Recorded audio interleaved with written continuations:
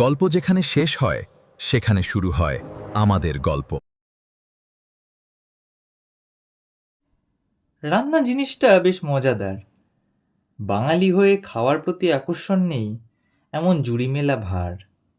আর রান্না করতে ভালোবাসে এমন মানুষের কাছে রান্নাঘর জিনিসটা অ্যামিউজমেন্ট পার্কের চেয়ে কম কিছু নয়।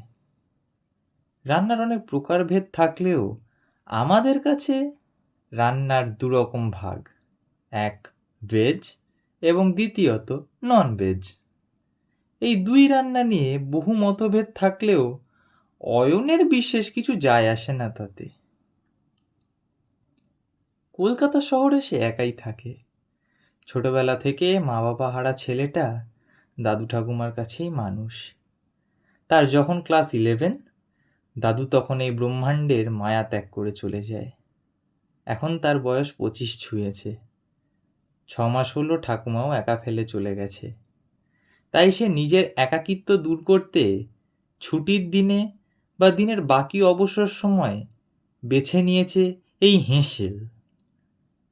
ঠাকুমার দৌড়াতে মোটামুটি সব রান্নাই সে শিখেছে, কিছু রান্না ইউটিউব দেখেও চেষ্টা করেছে।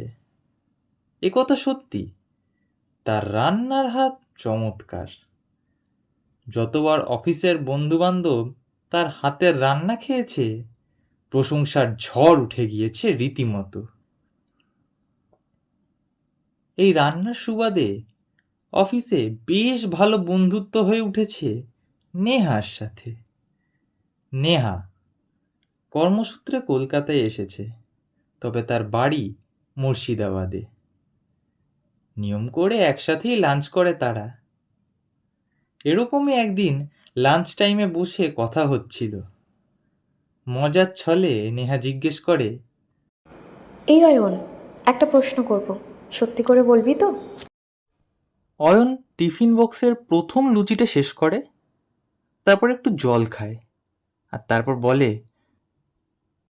হ্যাঁ সে না হয় বলবো, কিন্তু প্রশ্নটা কি? এই যে তুই এত সুন্দর রান্না করিস, এই রান্নায় স্পেশাল কি থাকে? মানে? আরে সিক্রেট ইনগ্রেডিয়েন্টস কি থাকে রান্নায়? সবার কিছু সিক্রেট থাকে, তোর সিক্রেট কি? অয়ন কিছুক্ষণ খাবার চিবোতে চিবোতে তাকিয়ে থাকে নেহার দিকে, তারপর একটু হেসে বলে, সেটা জানতে গেলে একদিন সময় করে আমার বাড়ি আসতে হবে, নিজেই দেখে নিস না হয়। নেহা সেদিন সম্মতি জানিয়ে বলেছিল, বেশ ঠিক আছে। আজ 28শে জুন, রবিবার। সেই কথোপকথনের পরে কেটে গেছে প্রায় দিন 7। আজ নেহার আসার কথা অয়নের বাড়িতে। ডিনারের আমন্ত্রণ দিয়েছিল অয়ন। অয়নের বাড়ি হ্যারিসন রোডের পাশের একটি গলিতে। না চিনতে পারার বিশেষ কোনো কারণ নেই, আর তাছাড়া ফোন নাম্বার তো আছেই, অসুবিধে হলে ফোন আসবে। রাস্তার লাগোয়া গলি হলেও একটু ভিতর দিকে বাড়ি হওয়ায় যানজটের তীব্র শব্দটুকু তফাৎ ফেলতে পারে না এই নীরবতায়। আর তাছাড়া এখন জুন মাস, এই রোদ বৃষ্টির আলাপনে দিন কাটছে, আজকেও তার ব্যতিক্রম নেই। ছুটির দিন বলে গলিটা একটু নির্জন লাগছে। অয়ন স্বভাব মতো ফোনে রিলস দেখছিল। আচমকা কলিং বেলের শব্দে সে ঘড়ির দিকে তাকিয়ে দেখে সন্ধে 6টা। দরজা খুলে দেখে নেহা দাঁড়িয়ে আছে। সে নেহার দিকে কিছুক্ষণ তাকিয়ে রইল চুপচাপ। তার এই হতভম্ব অবস্থা দেখে নেহাই শেষে বলল, কি রে, কি দেখছিস অমন করে? আমায় কি প্রথম দেখছিস নাকি? প্রশ্ন শুনে অয়ন আমতা আমতা করে, না মানে। তোর এই মানের অর্থ পরে বোঝাস, ভিতরে আসতে বলবি না? মানে হ্যাঁ নিশ্চয়ই, ভেতরে আয়, ভেতরে আয়। নেহাকে সোফায় বসতে ইশারা করে অয়ন। নেহা সোফায় বসেই আরেকটা প্রশ্ন ছুড়ে দিল।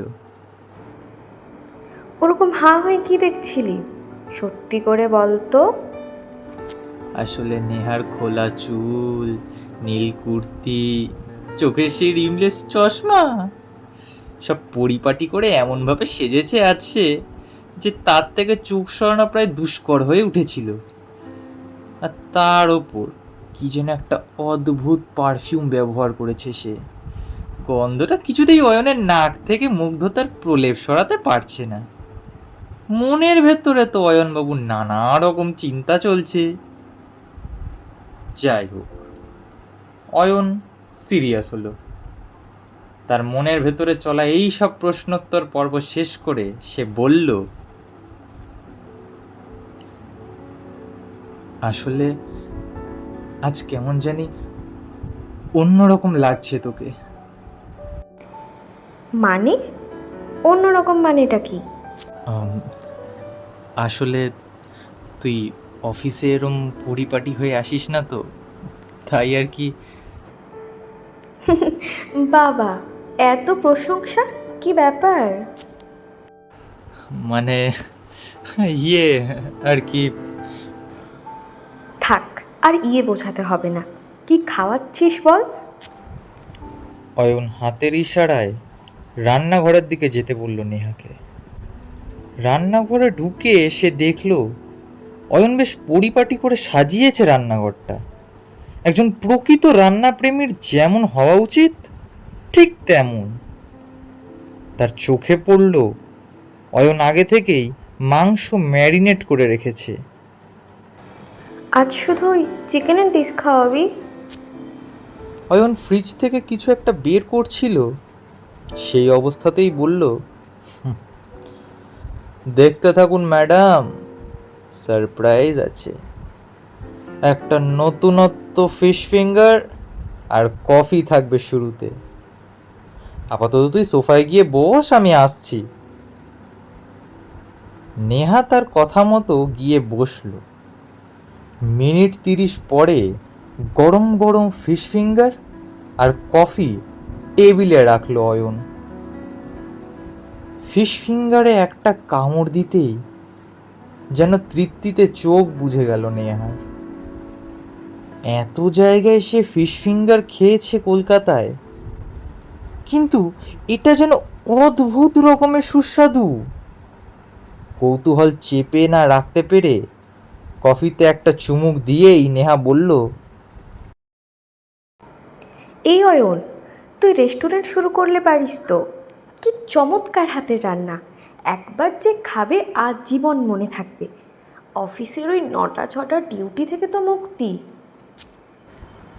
অয়ন একটু মুচকি হাসল। তবে পরের প্রশ্নটার জন্য প্রস্তুত ছিল না সে। নেহা কফিতে আরেকটা চুমুক দিয়ে বলল, এই, এটা কি মাছ দিয়ে বানিয়েছিস? এত মুচমুচে এমন ফিশ ফিঙ্গার আগে কক্ষনো খাইনি। সব আমার গুরুর আশীর্বাদ, মানে আমার ঠাকুমার। উনি এসব শিখিয়েছিলেন, আমি তো ওনার থেকেই শিখেছি। তবে এটা মাছ নয়। তবে এটা কি? অয়ন তার হাত থেকে কফির কাপটা নামিয়ে নেহাকে নিয়ে গেল রান্নাঘরে। সেখানে গিয়ে একটা ফ্রিজের সামনে দাঁড় করালো। একটু আগে ওখান থেকেই কিছু একটা বের করছিল অয়ন। তবে ফ্রিজের দরজাটা খুলতেই নেহা দেখল ফ্রিজের দুটো তাক জুড়ে রয়েছে অজস্র শিশি। তবে সেগুলোতে যা রয়েছে, নেহা আঁতকে উঠল। শিশিগুলোর এক একটিতে রয়েছে এক একটি করে মানুষের আঙুল। সব মিলিয়ে 9টি শিশি, তাতে 9টি আঙুল রয়েছে। এটা দেখে সমগ্র শরীরে একটা শৈত্য প্রবাহ খেলে গেল নেহার। মুখ দিয়ে আওয়াজটাও বেরোচ্ছে না তার। কারণ রান্নার উপকরণ যে এত মারাত্মক কিছু হতে পারে সেটা নেহা ভাবতেও পারেনি। পাশেই দাঁড়িয়েছিল অয়ন।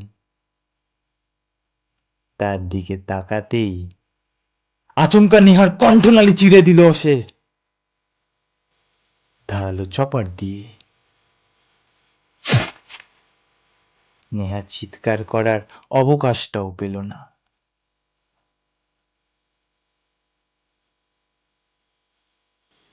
তো যাই হোক, এতক্ষণ ধরে শুনছেন, এবার বাকিটাও বলি। আর কতটাই বা বাকি। নিজের কথা কিভাবে সূত্রধরের মতো করে বলে যেতে লাগলাম, তাই না? হ্যাঁ, কণ্ঠনালীটা কি সুন্দর চিড়ে দিলাম। বেচারা কত কি ভাবলো। আহারে, কি করবো বলুন। এত সুন্দর রান্নার হাত, দুদিন পর আমার প্রখ্যাত হবার জায়গাটা আসছে, আমি বিশ্ববিখ্যাত শেফ হতে পারি, সেই সুযোগটা ছেড়ে দেবো? মেয়েটা মরার আগে একটা কথা খুব ভালো বললো, জানেন তো? ওই যে আমার এই 9টা থেকে 6টা ডিউটিটা আর করতে হবে না। কথাটা মন্দ নয়।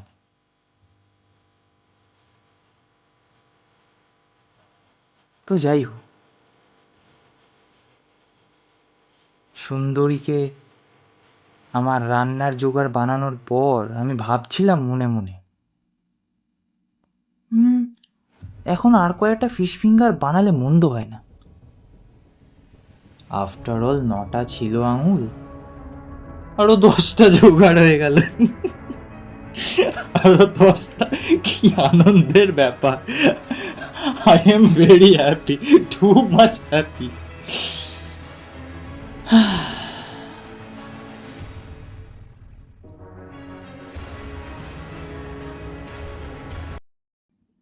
পরদিন দুপুর 2টো,